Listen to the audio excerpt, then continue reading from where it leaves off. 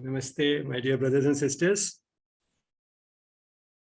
Nice to see you all, including you when lost from after a long time.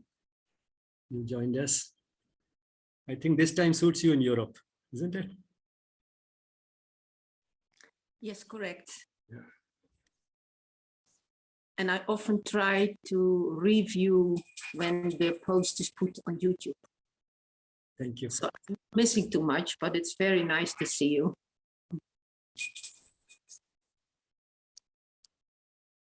Namaste to all of you, brothers and sisters. The love and blessings of the Mother and Sri Aurobindo to all of you from Sri Aurobindo Ashram, Delhi branch. Throughout human history, there has never perhaps been a time when mankind did not believe in a higher power, a power that knows everything and can do everything. And naturally, therefore, when we are in trouble, and illness is one of those troubles that afflicts all of us sometime or the other, we turn to that power. Of course, at that time, we conveniently forget that if that power knows everything, it knows that we are not well. We also know it loves us, and therefore it will do what is best for us. And the will of that higher power is something that we cannot deflect. He doesn't need our guidance. He may not respond to our entreaties, but somehow it's very comforting to turn to that higher power and pray for what we would like to happen. Maybe we are not well, or a near and dear one is not well.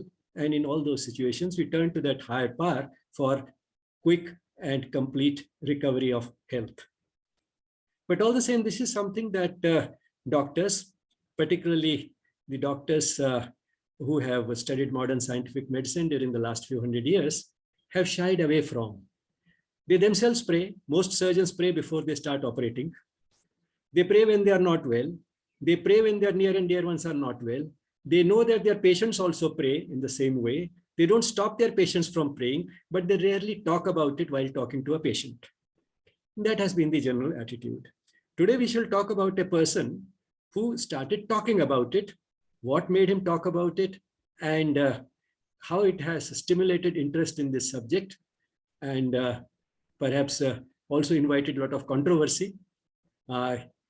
He's a person who has invited as much criticism as praise, but all the same, it's an interesting story to listen to. And the person I'm talking to is about Dr. Larry Dossey.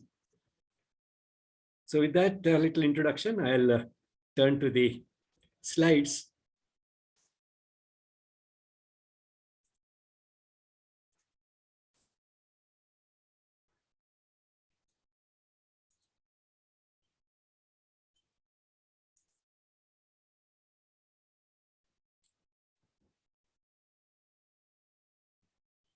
Larry Dossey was born in 1940, and after doing his MD, he had a stint with the army in Vietnam.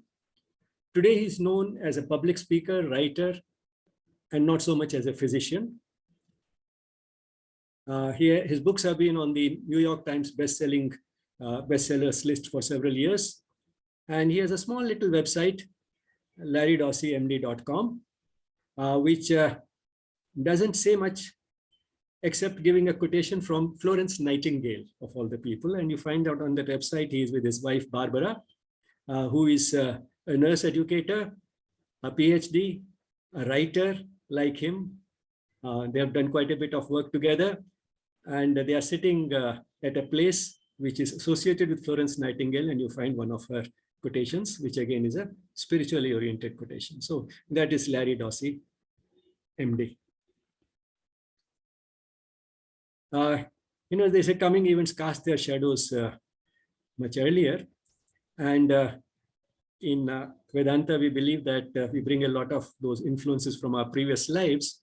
So it's not surprising that when he was a young boy, his ambition was to be a minister in a church. And for that, he wanted to go to the type of school where he'll get qualified to be able to do that. But he was discouraged from doing so by his brother, who wanted him to get some so-called real education. So he joined an ordinary college where he could study science, which would help him become also a doctor if he wanted. And he says that strangely, those 4 years in college studying modern science led to his sort of becoming rather distant from religion. He started looking upon religion as something superstitious, outmoded, irrelevant to modern times. And therefore, without much hesitation, after that, he joined medical school.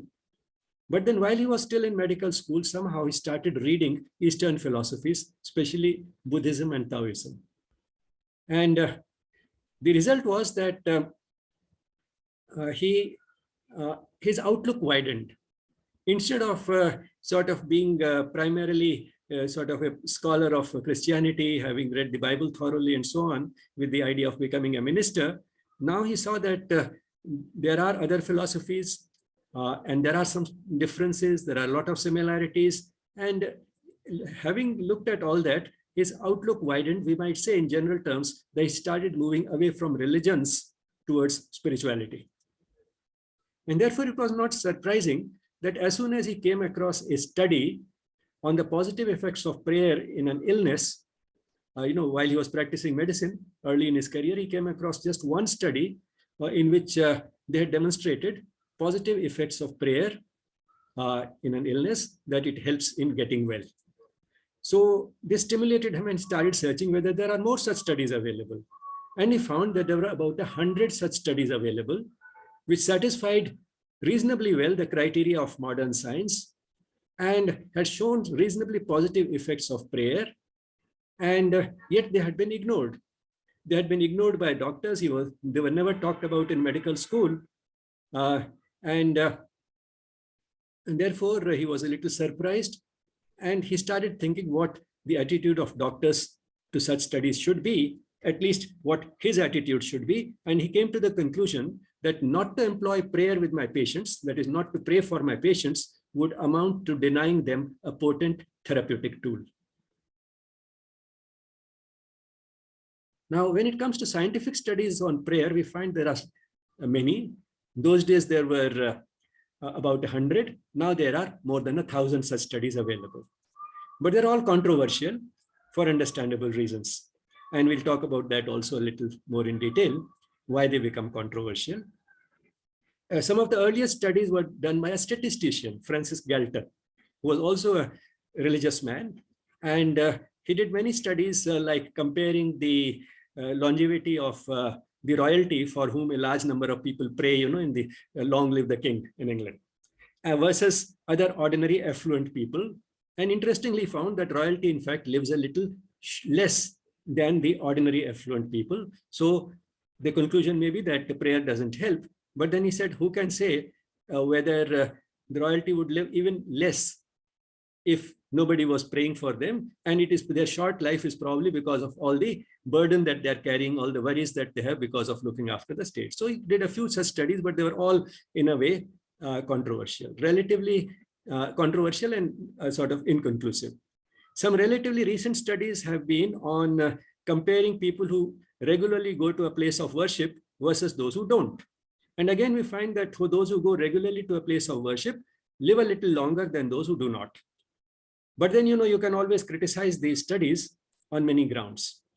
Firstly, it is quite possible that those who go to the places of worship are also non-smokers, non-drinkers, have a healthier lifestyle, and they are vegetarians. It's also quite possible that they are the people who get less of mental stress, because going to that place of worship gives them some peace of mind. They also get more social support because they start talking to other people who visit there, and they become a social support group in themselves. And the most sort of interesting criticism that has come for such studies is that it's quite possible that the people who are ill do not go to a place of worship because their health does not allow them to go there. They're too sick to be able to go to a place of worship. So the cause and effect gets reversed. It's not that they are sick because they did not go to the church. They do not go to the church because they are sick. And therefore, you can criticize all these studies. Why is there so much of criticism of all the studies that are done on prayer? That happens because in modern science, it has such a hypnotizing effect, and that it distances us from any such things, and we try to look at any such studies with a microscope. As you know, Larry Dossey says that all such studies give a sort of an intellectual indigestion to medical people or scientists. And therefore, they are looked at with a microscope. They do not look for 100% results when they give a drug for depression, say an antidepressant drug. But when it comes to prayer, they want 100% results. It should succeed all the time. So, their criteria change, and they look for every possible fault in the study. Now, what would be the best design to study prayer? It has been said in simplistic terms, not without going into much thought, that the best design would be a randomized controlled trial, a double-blind randomized controlled trial, which is done for studying any new drug.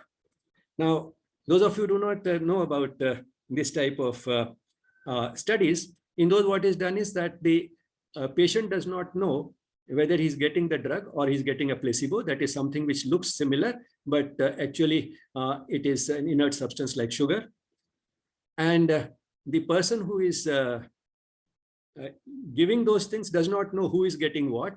The investigator does not know. So the patient is blinded, the investigator is blinded, and therefore it's a double-blind study. And it's only when the study is over that the code is broken. And then we try to see how well the control group who got the placebo does as compared to the one which got the drug being tested. So why not do the same thing for prayer? Now, this type of study started in 1988. The first classical one was by Bird, who did such a study on heart patients. And the way it was designed was that there were two groups. The control group, which just got conventional care, and the experimental group, which got, besides conventional care, also prayers from a number of volunteers who were selected, that you will be praying for a group of patients. Those who were praying did not know for which patients they were praying. And the patients who were being prayed for did not know that somebody was praying for them. And those who were not being prayed for also did not know that nobody was praying for them. So it was more or less like a double-blind trial. But there are difficulties in this. All the same, he got some weakly positive results in some of the criteria. In some of the respects, those who were being prayed for got a little better outcome.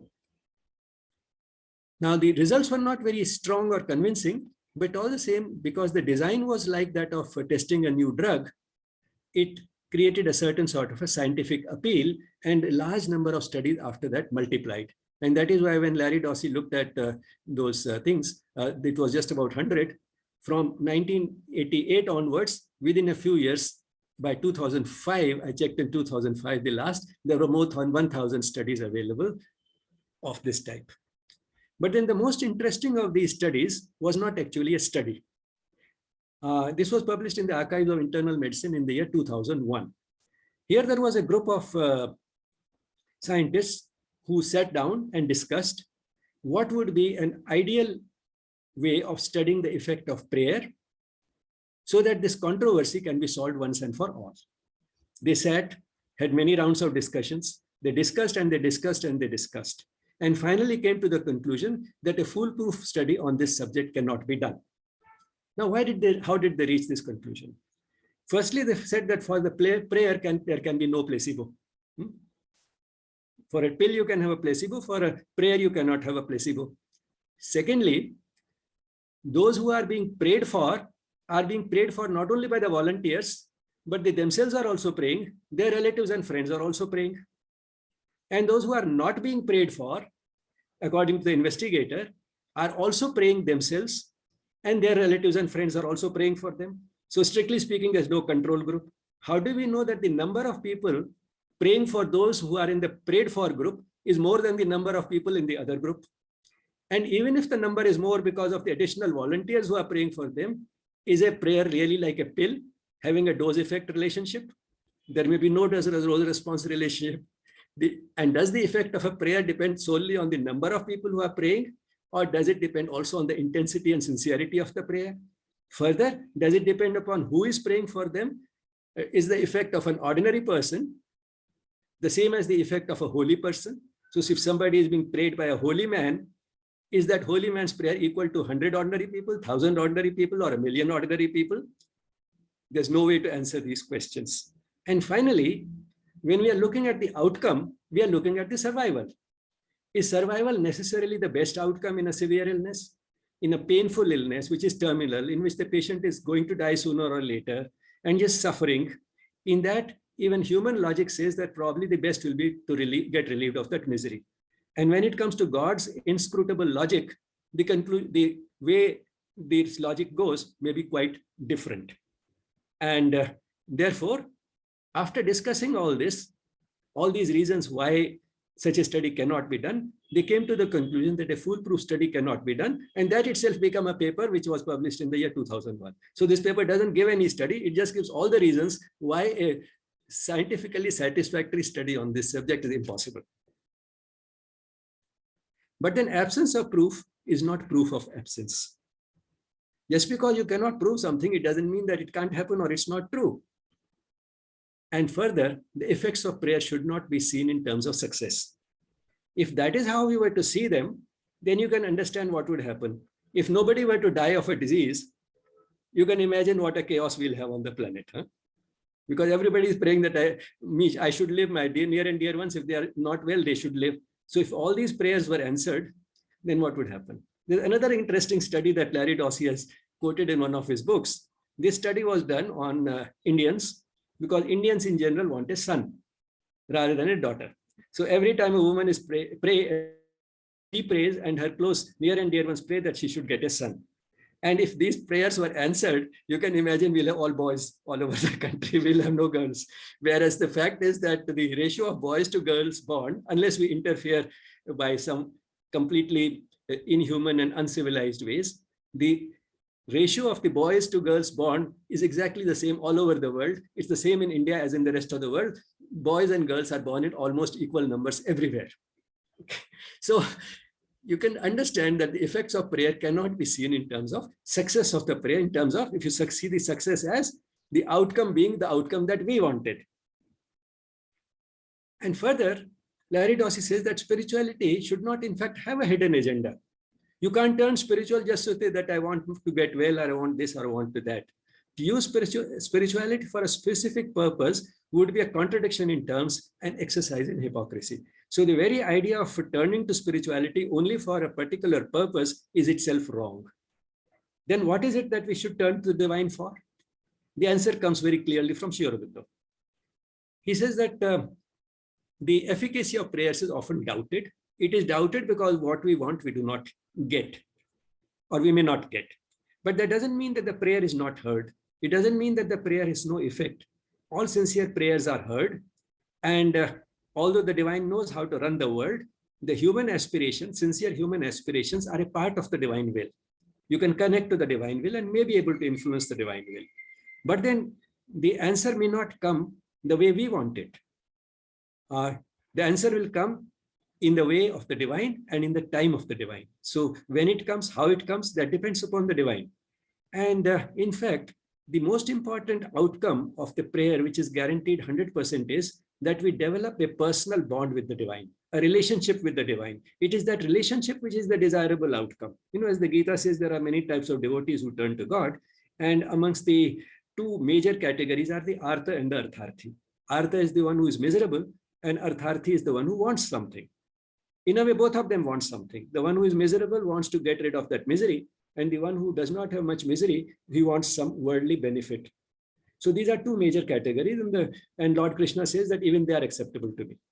Besides the other two, who already know quite a bit, or who are just curious, sincerely curious to know more about God. So these are the other two categories, but all categories are acceptable. But what is the outcome that happens in all these categories, including those who turn to the divine because of a misery or because they want a material benefit? They develop a personal bond with the divine, a relationship. And that is the outcome that is the most desirable. That is the outcome that is guaranteed 100%. So it is not the giving of the thing asked for that matters, but the relation itself, the relation with the divine, the contact of man's life with God through conscious interchange. So an interchange with the divine, being able to have a conversation with the divine, being able to talk to the divine whenever you want to turn to the divine as a personal power who knows all and can do all. So it is that bond, that relationship which we establish. So it is this relationship itself is worth it. the joy of this relationship, the bliss of this relationship is beyond everything else that we may ask for. So that is why we turn to the divine. And that is the true purpose of a prayer. Then Larry Dossey has gone beyond the prayer to something which may be called non-local medicine. To some extent, prayer is also a type of non-local medicine, because when the person is praying himself, then it may be the mind-body relationship of the patient at work. But when somebody else is praying for him, then it is non-local medicine. So let's see what these three eras are into which Larry Dossey has divided the development of modern medicine.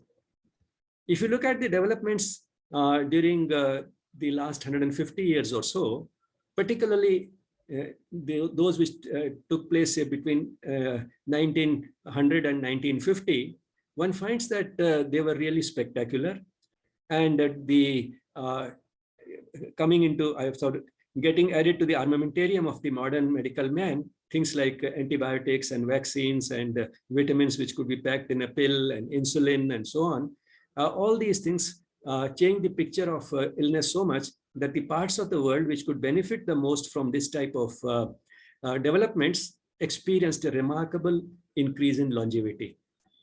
The lifespan increased from about 30 years to about 70 years, and the history has been repeated in India. When we became independent in 1947, our lifespan was also around 30 years. Now it is around 70 years. So the history has been repeated, which is all very good. But then man did not become immortal. And while these diseases were wiped out, like infectious diseases and the nutritional deficiencies, while they were wiped out by a rather simplistic approach, that is, you antagonize or neutralize the harmful thing in the body, like say germs, or you supply to the body what is missing, like vitamins or insulin. This was a simplistic mathematical approach which worked, and it achieved such wonders. And the result was that there was a great deal of euphoria generated that all diseases perhaps will be wiped out in this way. But that euphoria did not last long. In the developed world around the 1950s, and in India, maybe another 25 years later, we experienced that people started dying now more commonly at an older age of things like heart attacks, complications of diabetes, stroke, cancer, and so on. Now, these were not just a different set of diseases, they were a different kind of diseases. These diseases, this sort of simplest approach, diseases and nutritional lent themselves to. Which were approach, the mind body not matter. If you person whose blood sugar is high, come down, irrespective of his thinking. But when it came to diseases like heart disease, high blood pressure, diabetes, and so on, it became quite apparent that these diseases are multifactorial in their causation, and mental stress is making an important contribution to them. And the pioneers which we have been talking about this month, many of them realized and asked that if stress is contributing to these diseases, will relief of mental stress, or to put it positively, will peace of mind not be able to prevent and treat these diseases? And the results were by and large positive. So it was concluded that the patient can use the powers of his mind to achieve healing through self-healing mechanisms. So there are self-healing mechanisms in the body, but to work, they need the best conditions. And one of the most important things that create those conditions for the self-healing mechanisms to work is that the patient should believe that I will get well. The patient should wish that I should get well. The patient should have a will to live, and the patient should have confidence in the doctor and the treatment that he's taking. Now, all these things are working through the mind of the patient. And this is what came to be called the era of mind-body medicine from 1950 onwards. But then what Larry Dossey points out carefully, it does not mean that the spectacular advances made in the era of physical medicine were discarded. They continued to be there, but these new approaches, using the powers of the patient's mind to promote healing, got added to that, got integrated into modern medicine, and thus the armamentarium of the physician expanded. But then these studies on prayer have shown that it is not only the patient which can influence his own body, it is the mind of the other people which can also influence the patient's body. Because the other people who are praying, they are also able to influence. Whether it is through truly a divine intervention or otherwise, that can be debated. But the fact is that it is possible for other people, other well-wishers to influence the recovery of a patient to promote healing. And this is what he calls non-local medicine in non-committal terms, because non-locality is a concept in physics, and it can be called non-local because the patient and the healer are not in close contact, may not be together. They could be at a distance. They could be at different places. And this concept receives a sort of lot of support from modern physics, that level of physics that I don't clearly understand. But what they have found is that if two subatomic particles have been in contact at a certain stage, after that, when they are split, and you find that still there's a bond between them. If the spin of one of those electrons changes, the other electron which was in contact with it sometime in the past also changes its spin, even if they are at two opposite poles of the world. Which means that that interconnectedness stays. Now in spirituality, we believe that we all came from the same source, and therefore we are all interrelated. And therefore, this approach, in fact, is consistent with this idea in modern physics. And that's why he calls this non-local medicine.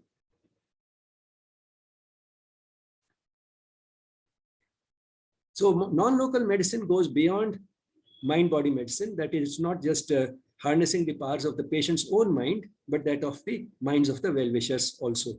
Be it in the form of prayer. Sometimes we don't always call it prayer when we talk of scientific studies and the scientific approach. We just say that it is willing, wishing, intending a certain outcome by others. But then the way it works is through consciousness from the spiritual point of view. And therefore, we may call it the consciousness-based approach. And Larry Dossey, to make it look even more acceptable to scientists, calls it the non-local approach, the approach of non-locality. Now, to understand this, you can look at this picture. Suppose A is the healer and B is the patient. And all these blue dots that you find all over are the all-pervasive spirit of the divine. So that is sort of the consciousness that unites all of us, the all-pervasive presence of the Creator in all creation. So in a way, we can say that both A and B are condensations of that consciousness. The body of A is a gross manifestation of the same consciousness. The mind of A is a subtle manifestation. In the same way, the body of B is a gross manifestation, and the mind of B is a subtle manifestation of the same consciousness.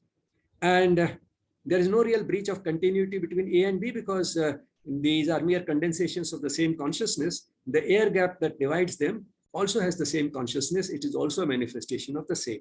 So the boundary that we see between them based on their skin or based on their bodies is only a partial boundary. In fact, there is also a great deal of continuity between them. And therefore, it is mind-body medicine is not surprising because in case of B, the mind of B is a subtle manifestation of the same consciousness of which his body is, so his mind can influence his body. But then the mind of A is also a manifestation of the same supreme consciousness of which the body of B is a manifestation. And therefore, why can't the mind of A influence the body of B if they are both manifestations of the same consciousness and there's no breach of continuity between them? And the continuity is achieved not by a physical medium, but by consciousness. And therefore, it's a consciousness-based approach. And the influence through this consciousness travels in a way which is quite different from the ordinary way in which an influence is transmitted. It is transmitted without any medium, therefore we say it's unmediated. It is also unmitigated, which means that the distance does not reduce its efficacy. So it's unmediated and unmitigated, and since it is without any physical medium, it does not really time to travel, so it is instantaneous, it is immediate. So these are some of the characteristics assumed to be applied to this type of an influence. And therefore the distance also doesn't matter. It doesn't matter whether the patient is in New York and the healer is in New Delhi. Still the effect can be there. So this, gives a certain spiritual explanation for things like people being a holy person in India, say praying for a patient in the United States. It also provides explanation for systems like Reiki and pranic healing, which work primarily through the intentions of the healer. And in some cases, that healer is at a distance. So many of these are distance healing systems. And it also provides for an explanation for the therapeutic touch. If there is a real touch along with the intention, it adds a little physical dimension, which may strengthen the conviction that yes, it will work, but it can also be a non-touch therapeutic touch, which means from a distance itself, that touch can be communicated. So these are all different things that we talk about. And if we connect with the divine at that time, if you have faith in God, then you would feel that now it is not my feeble powers that are working. I've connected to that higher source, and it is that I am directly transmitting. And it is again understandable because we are the manifestations of the same supreme consciousness. We just have to establish a contact with it, raise ourselves to that level, which we can do by going into a state of inner silence. So achieve that state of complete silence of the body and the mind, connect with the deepest self, and then try to convey the intention to the patient. So then it is likely to be more effective. So this is sort of an explanation. This is one of the explanations based on consciousness. There can be other explanations based on modern physics, which I will not be able to give you satisfactorily, but at least this is consistent with all those explanations in modern physics. And this is what has made this more and more acceptable to scientists. In fact, the physicists were among the first ones to relate spirituality to science, and physics is considered the most accurate of all sciences. Then jumped into the bandwagon the physiologists like me, who started studying the physiological correlates of practices like meditation and so on. And then jumped into the wagon clinicians like Larry Dossey and others who started using the same approach in clinical medicine. The person who has done quite a bit of work in collecting, Larry Dossey is basically, again, not done too many studies on him, studies by himself. This person has also not done too many studies, Daniel Benor, but then he has helped by collecting a very large number of very convincing studies, which have been done not necessarily on human beings, but on other creatures and other types of systems, which I'll come to in a minute. And then all the collection that he has done has been put together at one place in some of the books by Larry Dossey. Now, what are the type of things that he has done? We'll come to, but let's see what he says is spiritual healing. Spiritual healing is the intentional influence of one or more people upon another living system. Just living system, not necessarily a human being, a living system, without utilizing known physical means of intervention, which means without using any drug, surgery, or even necessarily a physical touch. So without that, you are able to influence another living system. Now, what are these studies? And these studies, non-human studies, in fact, are more convincing than human studies. Because when it comes to human studies, and even if you show a weakly positive effect of prayer, it is said that it is not the prayer by a well-wisher which is working. It is because the patient knows most of the time that is being prayed for, and therefore the patient's mind-body relationship itself is at work. It's not the prayer of the other person is working. It's because the patient feels more confident that now he'll recover because so many people are praying for me. That is what is working. But then that may not apply to other systems which are non-human. So let's start with animals, and then we'll keep going down the evolutionary scale. There are several studies of this type, but I'll just give you one very briefly. There were a large number of mice who were given identical surgical incisions, and then they were divided into two groups. One was allowed to let the incision heal naturally. In the other case, the cage of the mouse, which had been operated upon, was lifted by a spiritual healer for 15 minutes a day, every day.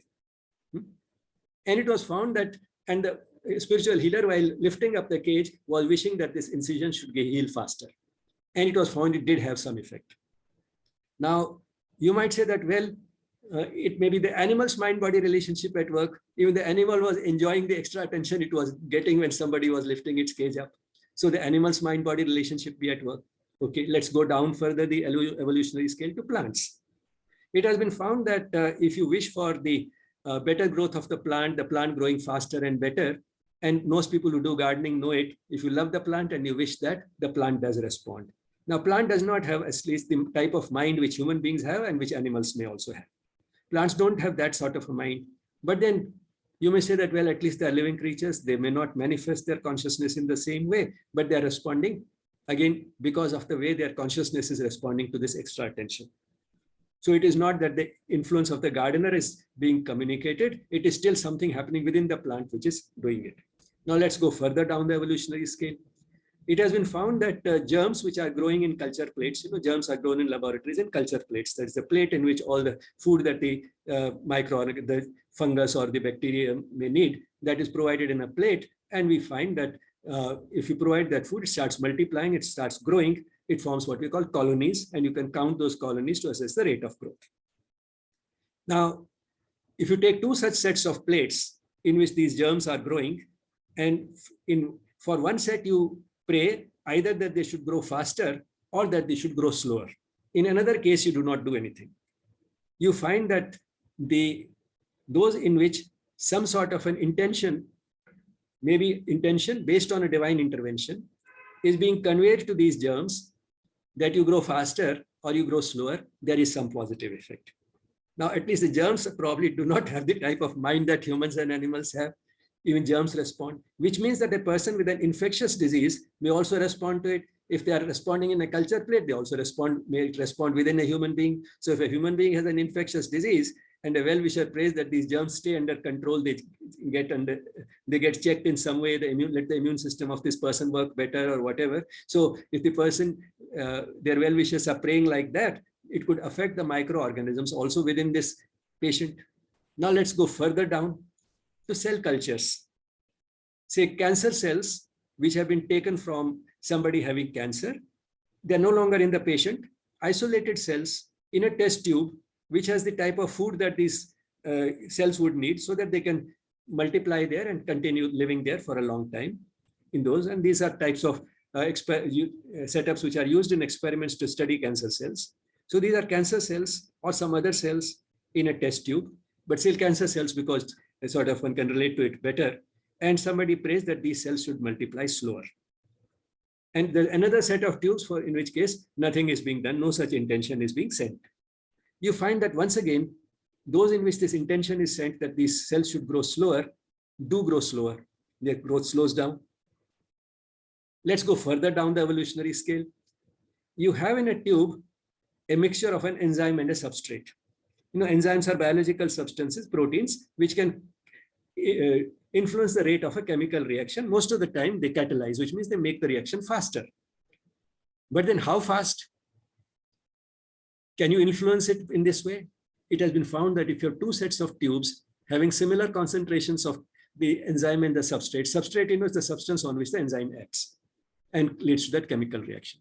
So you have identical tubes, two sets. In one case, the person who is praying or wishing or willing or intending is wanting the chemical reaction to become faster or to become slower. You find there is some positive effect. There's the type of effect that you are praying for. Now, just chemical molecules in a test tube, even they respond to this type of. Now, when that happens, it just sort of gives more and more support to the idea that there is a unified field of consciousness. And this consciousness can be communicated not only to living systems, but also to chemical molecules in a test tube. And these studies in this area, and most of the time is that if you have to understand medicine, as far as possible, human studies should be done because they will be the relevant ones. Animal studies cannot be directly extrapolated to human beings. But this is one area in which, in fact, the further down you go in the evolutionary scale, the study becomes more convincing and lends great support to what is called a set of people praying for the patient and that actually having a positive effect. Now, the positive effect we have to understand does not mean that the outcome will be as we want it. The outcome will be as the divine wanted it. But then you are joining your will with the divine will, and one outcome is ensured. You develop a close bond with the divine. You develop a relationship with the divine. That is the outcome. But all the same, measurable outcomes are also seen even in non-human systems, other living systems, and non-living systems like chemicals in a test tube. And some people have gone even further down, that can you influence the generation of random numbers by a computer by this type of thing? To some extent, again, you find that there is an effect. So you can influence even the computer generating random numbers. You can influence it in one way or the other by this type of communication of consciousness. And in this connection, I found very interesting one of the quotations in one of Larry Dossey's books. God is a sphere, the divine, that supreme consciousness which is everywhere. God is a sphere whose center is everywhere. So everybody is a center, everything is a center, every particle is a center, whose center is everywhere and whose circumference is nowhere. It's completely beyond all time and space. You cannot bind it anywhere. So the center is everywhere and yet the circumference is nowhere. And how do we communicate this? Why do we communicate this type of an intention through prayer to our near and dear ones? Because we love them. And as we have seen in the case of all the pioneers in mind-body medicine, they have all been very loving and caring people. They have been love-driven human beings, and they've come to the conclusion the key to the whole thing is essentially love.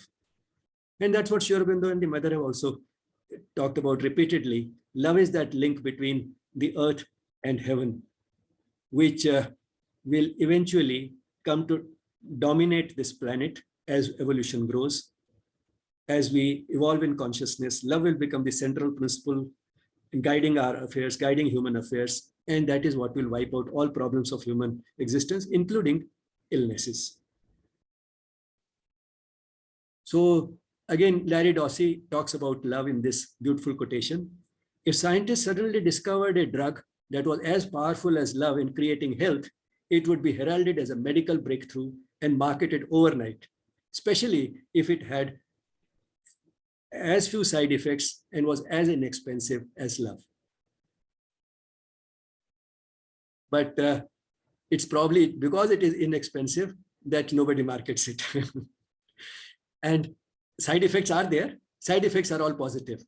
In fact, the health benefits are the fringe benefit. The spiritual benefits are the real benefits. Here are some of the best known books by Larry Dossey. Prayer is Good Medicine. Healing Words. Healing Words was probably the first one that he wrote.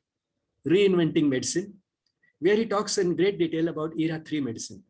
And he talks about the type of setup in hospitals, how it will change when Era 3 medicine becomes mainstream. So far, Era 3 medicine, not many people believe in. But all the same, it has got a certain push from the studies which were done in the 1990s, in spite of all the controversies that it generated. And then a conference on this subject, which was organized in 1997 by Herbert Benson, the first person who established the Mind-Body Medicine Institute at Harvard. So having an international conference at the Mecca of modern medicine, Harvard, by Herbert Benson was another important milestone. So Era 3 medicine might come, but still so long, the development started in 1990. By the time it actually enters practice, it may be another few decades. But all the same, but he has imagined, in this, what will be the type of setup in a hospital which practices Era 1, Era 2, and Era 3 medicine. He doesn't say that you have to, it's an either or approach. All these are just adding a new dimension to modern medicine. So without discarding the developments of the previous era, you are adding more and more new dimensions. And he says that when this non-local approach, that is prayer, or in more neutral terms, willing, wishing, and intending the welfare of a person, when this becomes mainstream, what will be the type of setup in a hospital? For example, he says that if in the emergency room a patient is wheeled in a critical condition, not only he will receive the usual medical care, but then just as if the person needs blood, the hospital has a list of volunteers. So they contact the volunteers who have the same type of blood group as the patient, that we have a patient who needs blood urgently, so please can you come and donate? In the same way, they'll have a list of volunteers who are willing to pray for patients. So from the emergency room, a message will go to a large number of volunteers of this type. We have a critical patient in the emergency room. Please pray for him or her. So that is the type of setups we'll have in hospitals. So just as you have lists of blood donors, you'll have also lists available in hospitals of those who are very happy to pray for patients. And then here is this interesting title of another book. Be careful what you pray for. You just might get it. So that was the story of Dr. Larry Dossey, who brought prayer into the forefront in modern medicine. My gratitude to him for the 2 books of his that I read and which have been largely the basis of what I have spoken today: Healing Words and Reinventing Medicine. And of course, the Wikipedia page and Google Images, which one can't do without these days. If you have any questions or comments, please do not hesitate to drop an email to yes@yesspirituality.com. And next week, the 2nd of July at the same time, we'll have a speaker, Manoj Pavitran from Auroville, who will speak on evolution fast forward. Accelerating the pace of evolution. That is what Sri Aurobindo's and the mother's vision of the future is. So that will be the same day, Saturday, on the 2nd of July, that's next Saturday at 6 p.m. Indian Standard Time. Gratitude to the mother and Sri Aurobindo for making these events possible. And thank you all for being there.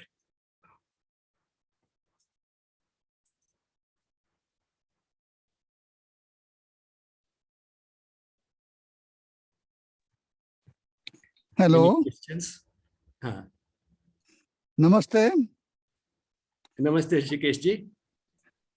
It is very wonderful talk, The thing is, you are opening, no, you are not really opening, but you are telling us about absolutely new horizon of therapy or medicine or treatment, which humanity can look forward to.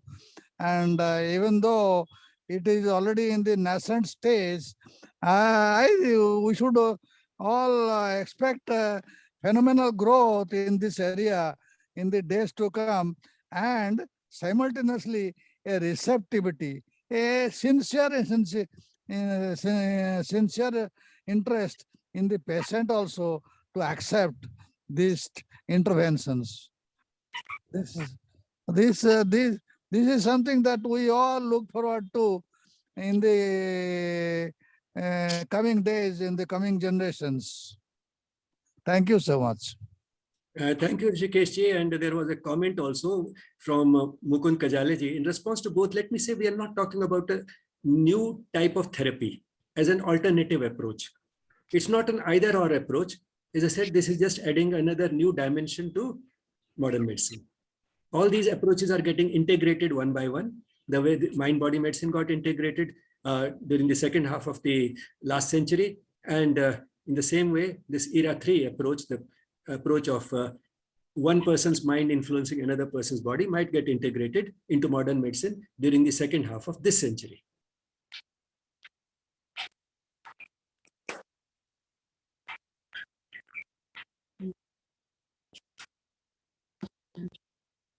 Aditi, are there any comments in the chat box?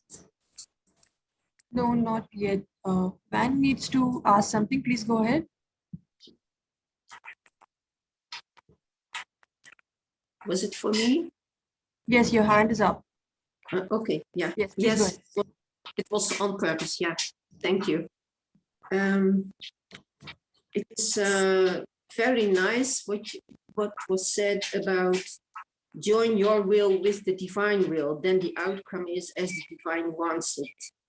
And that's what over here in Europe where I live, I'm indulged in Christianity, and you can put it into practice, whatever your religion is surrounding you, even being a spiritual person. But I also want to offer something, because it was with a big smile, the inexpensive love that heals you. But not everyone is as lucky to have so much love. So I would say love is unpayable. And recently, one of my sisters has passed away, unknown by anybody. She was in her home for weeks, and we could not even say bye-bye. And I would say the cause of her death is lack of love and isolation. So it's really something to be grateful for, love that is in your life. That's what I wanted to share. Thank you. Thank you.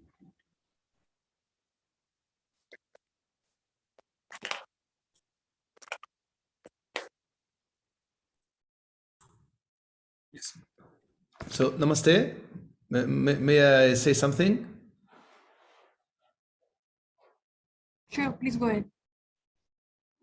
Namaste. So I was thinking, because this talk was very interesting, really. I've been doing some kind of introductory research about this. I've been doing with sound and everything. So I wanted to share something, and if Dr. Ramesh can expand it. I will speak my mind now, right? Okay. So let's say every time we do a prayer, even though it is a bonding with, let's say, with God, we can skip that and say a prayer for other person who is undergoing an illness or something, and behind that we really want this person to recover, right? To recover from that illness or everything. So in that act of praying, we want this person to recover from that illness. We have like a personal desire behind that. Okay, so like a specific outcome. No, I'm relating this with what it was what was said in the beginning of this session, but in the understanding that maybe healing, the bigger understanding of healing will be really what the divine plan has in mind. Okay, it will happen what is going to happen. So if in the end, if eventually what is going to happen will happen, what is the reason for praying? What is the effect of praying? Or just having the attitude of understanding that it will happen, what it might happen, it may happen, or it has to happen, just as a kind of praying also? Yes, that's a good question. And every prayer includes, or every prayer in this type of a situation includes a wish for a certain type of outcome. But then the prayer remains incomplete till we also add that this is what I wish, but God, if you wish otherwise, I'll accept that also happily. So that sense of surrender is a very important part of that prayer.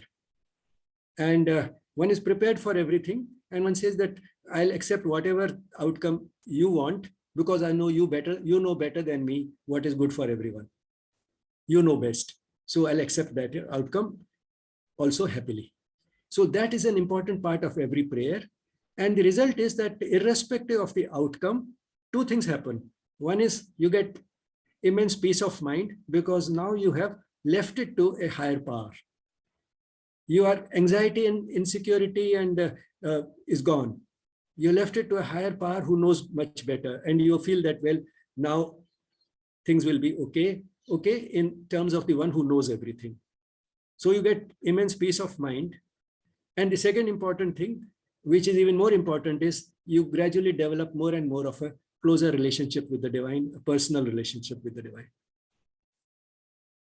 That's how the devotion grows. And devotion is a very important part of any spiritual path. Knowledge and work are okay. These are the three major paths, through action, through knowledge, and through devotion. And one of the ways that devotion grows is in difficult times, when we say a prayer, that increases our devotion, irrespective of the outcome. If we are accepted that, well, all outcomes are acceptable to me equally happily.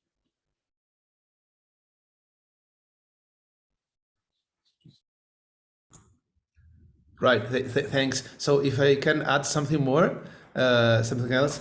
So this is in the view of the the well-wisher, let's say, the person who makes the prayer, happens all this. But what about the one who is the object of the prayer? No? Let's suppose that what is going to happen will happen, so nothing is going to change. So what is really the effect of the prayer? It will give some a better environment to experience that the destined result, or what? Yes, the same thing applies also to the patient for whom the prayer is being said. That patient is also praying, and it will all depend upon the individual degrees of receptivity to this type of wisdom, which they all have. And depending upon that, through this type of approach, both the patient and the caregivers can experience immense spiritual growth.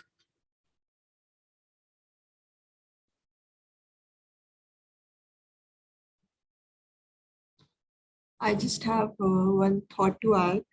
When I was listening to the two of you talking, and when that sentence came, no, that anyway, anything is going to happen. So I was just thinking, what about what is going to happen? Prayer is a part of it. That prayer becomes a part of what is going to happen will happen. So prayer will also happen. So the action can itself be prayer also. So prayer can be a part of the bigger plan. That is what I require from. It sounds very weird, but that is what I require from you. Like if the divine part is actually talking to us, and that we are doing our bit, and how it actually manifests, it's upon the entire story. So that is one thought which can be looked at in that sense of our own action coming from a deeper source. So that's just one thing I wanted to add. That's a very valuable addition, because not only we want to connect to the divine also wants to connect to us. So that's why the divine sends that clue, pray. So, the divine is guiding us towards that prayer, and that becomes a part of the divine will. That also becomes a part of that same will, which is trying to hook us, use this opportunity for strengthening that personal bond. That's a very good thought.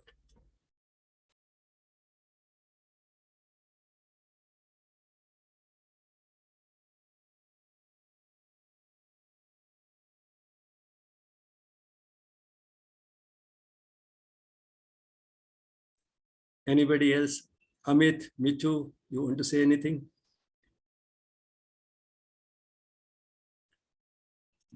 I just wanted, I really like the last part which came up, like the divine also loves. I think divine also loves, if it loves something, it's devotion.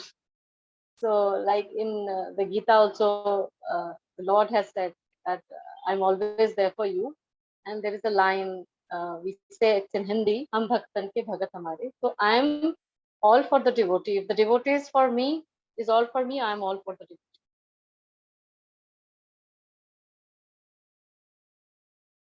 Thank you. Lovely. Yes. Yes, Ramesh, please go ahead. Yeah. So I have a question. So when we were talking about that, you were showing that slide with that person, the healer and the patient. Now, what happens when there is a terminal ill patient, right? In the family, it's very close to you, and you have been watching him suffering. So we all pray because we all love them. That, like, now, what kind of praying that he has to become okay? Is it right, or praying that he has to stop his suffering should stop? That's a good question. There are situations when, in fact, the near and dear ones are praying for the suffering to end. Because to say that somehow this person's existence should continue, that is more of an egoistic wish because of our attachment. But when it comes to love without attachment, which is what spiritual love, true and pure spiritual love is about, we would be more concerned with the end to the suffering of the patient in some situations rather than recovery. But then again, the divine knows best, because the mother has also said at some place that we are not the best judge of the situations in which further spiritual growth of a person is not possible. So it's quite possible that when we thinking this person is only suffering and is having a terminal illness, even during that phase, we cannot be the judge of whether this person cannot grow through this phase of illness.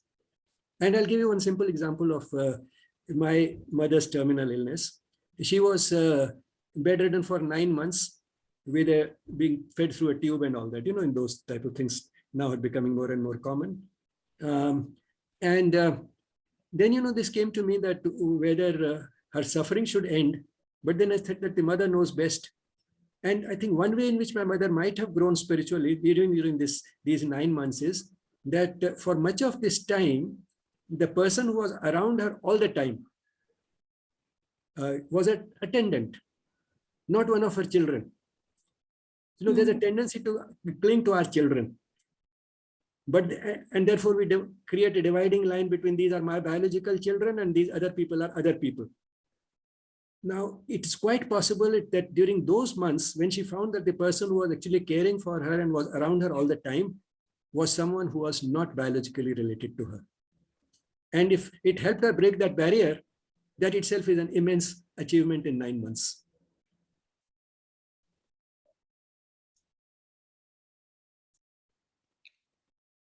I witnessed the similar situation with my aunt, who had the same thing. She had a nurse and she was very much attached to her.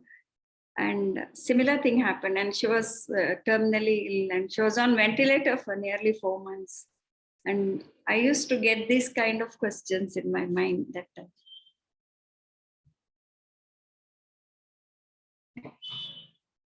Thank you, sir.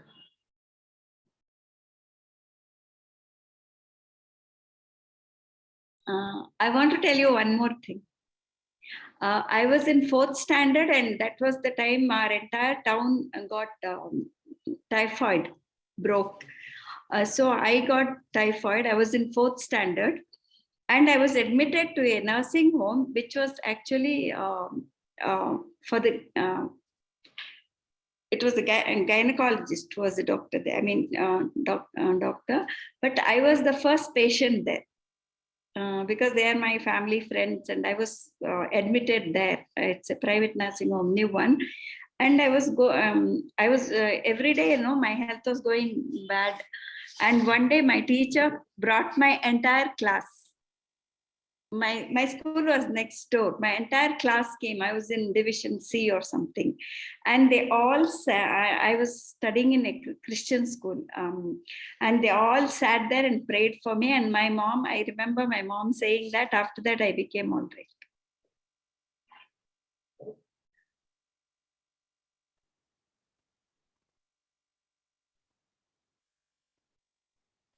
Thank you, Soumya, for sharing. Yeah. Aditi, any other questions or anything else you want to say? No, there are no more questions. No, it's okay. Then shall we end this session? Sure.